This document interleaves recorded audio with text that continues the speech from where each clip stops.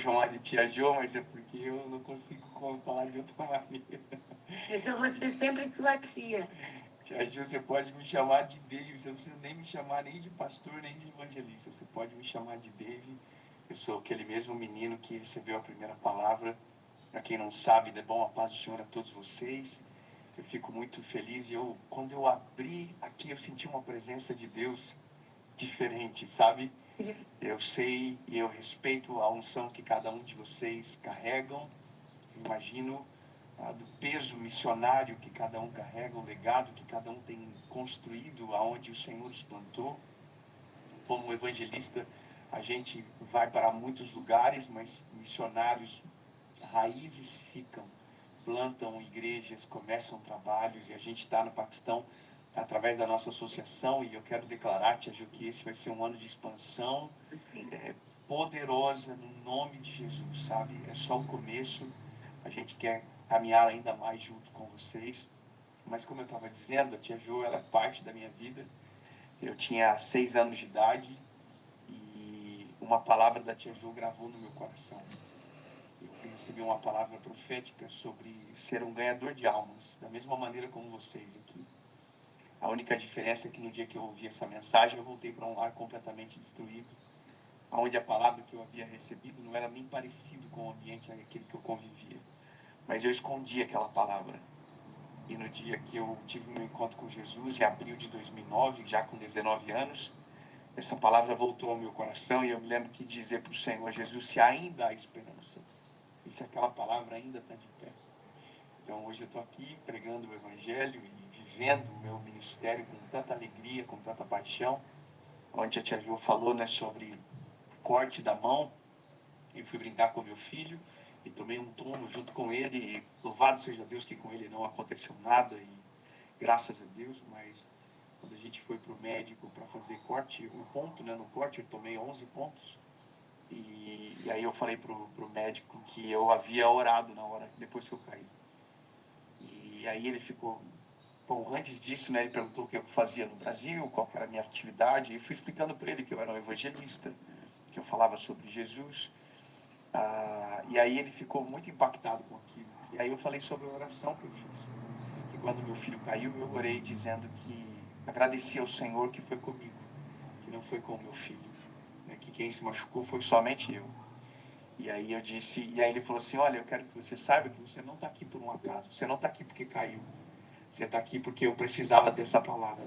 Ele está aqui, você veio aqui para me impactar. Deus faz tudo por propósito. Então eu creio muito nisso. Assim como essa live essa manhã, Deus faz tudo por propósito. Eu estava aqui sentado no sofá da minha casa, pensando naquilo que eu poderia falar para homens e mulheres de Deus como vocês, que carregam um chamado tão poderoso, que nos dão tanta alegria e às vezes também nos colocam numa reflexão de se o que estamos fazendo para o Senhor é suficiente. E hoje eu queria, com muita humildade, trazer uma palavra a vocês. E se vocês quiserem abrir na Bíblia Sagrada de vocês aí, primeiro livro dos Reis, capítulo de número 19, versículo de número 19.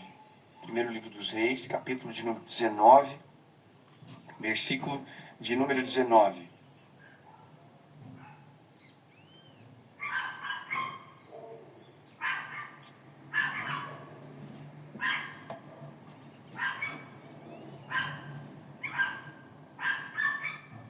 Eu vou ler para vocês aqui junto com vocês. Assim, ele partiu dali e encontrou Eliseu, o filho de Safate, que estava arando com 12 juntas de bois diante dele. Estando ele com a 12ª, e Elias passou por ele e lançou sobre ele o seu manto. E ele deixou os bois e correu atrás de Elias e disse, rogo-te que me deixes beijar o meu pai e a minha mãe, e depois eu te seguirei. E disse-lhe, volta novamente, por quanto o que eu tenho feito a você? E ele retornou novamente, tomou uma junta de bois e a matou. E a ferveu a sua carne com os instrumentos dos bois, deu ao povo, e eles comeram. Então ele se levantou e foi atrás de Elias e ministrou a ele. Amém? Palavra que o Senhor trouxe ao meu coração para esses dias, E para essa estação que nós estamos vivendo, de um novo ano, hoje é a primeira segunda-feira de 2026, é sobre um posicionamento ousado e corajoso mediante a palavra que temos do Senhor para a nossa vida. Algumas coisas importantes que eu queria relembrar aqui, né? Deus está, então, levantando um novo profeta. Deus está levantando um substituto para Elias. Elias é um grande homem de Deus. Elias fez fogo descer no Monte Carmelo. Elias orou e a Bíblia diz que a chuva parou durante 3 anos e meio, se eu não me engano. Ele orou e a chuva voltou a cair.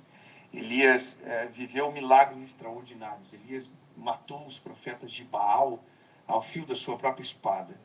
Então, a gente não está falando de um homem comum, a gente está falando de um homem de Deus, poderoso no Senhor, e que foi extremamente usado por Deus. Só que no momento de muito cansaço que ele havia experimentado, e o cansaço dele não é pela grande vitória, mas pela frustração do resultado daquilo que esperava. Ele vai dizer que ele fala para o Senhor no momento que ele está na caverna. Ele diz, olha, eu preguei, basicamente, né, parafraseando, eu preguei, o fogo desceu, mas o povo não se arrependeu. A cabeça de Elias, quando o fogo descesse no Carmelo, quando a chuva voltasse a cair, as pessoas iriam se converter, as pessoas iriam se arrepender, iriam voltar o seu coração a Deus, abandonariam os deuses pagãos, mas não é isso que acontece. E nós, como homens e mulheres de Deus que trabalhamos para o Senhor, a nossa frustração, ela está muito conectada às vezes com as expectativas equivocadas que a gente gera. Porque nós acreditamos que aquilo que nós estamos pregando precisa necessariamente ter um resultado imediato e visível. Então a gente prega o Evangelho, a gente fala de Jesus, e o nosso desejo imediato é que aquilo que a gente está falando da parte do Senhor, que já nos transformou, seja algo tão efetivo na vida daqueles que estão nos ouvindo, a ponto de que eles sejam transformados de fato. No meu caso, como um evangelista que sou passageiro, eu passo pela vida das pessoas, eu não fico, eu não acompanho. Para mim, o sinal de o início de uma transformação é alguém que levanta a mão para render a vida a Jesus. Mas eu não vejo todo o processo. Então, talvez a maioria daqueles de vocês que estão aqui, que ficam, talvez a decepção, o risco de decepcionar é muito maior.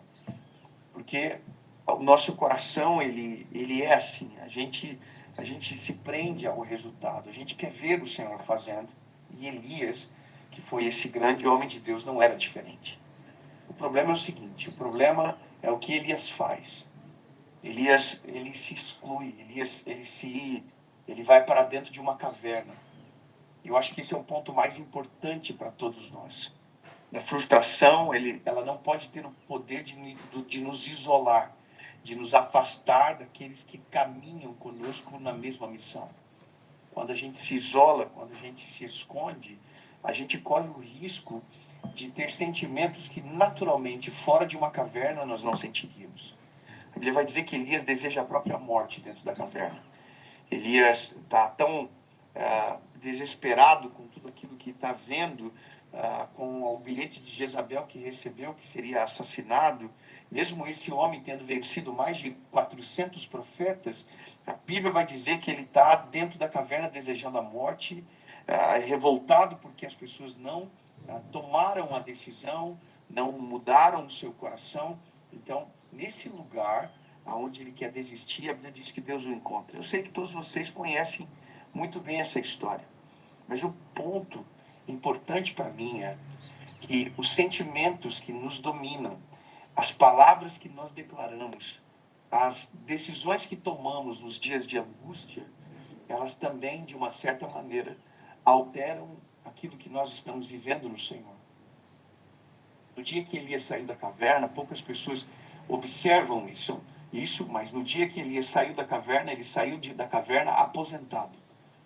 Eliseu agora seria o próximo profeta. É uma palavra um pouco difícil o que eu vou falar, mas nós, como homens de Deus, precisamos pesar muito bem as nossas palavras nos dias de angústia. Nós precisamos tomar muito cuidado com aquilo que nos colocamos nos lugares que vamos no dia da angústia.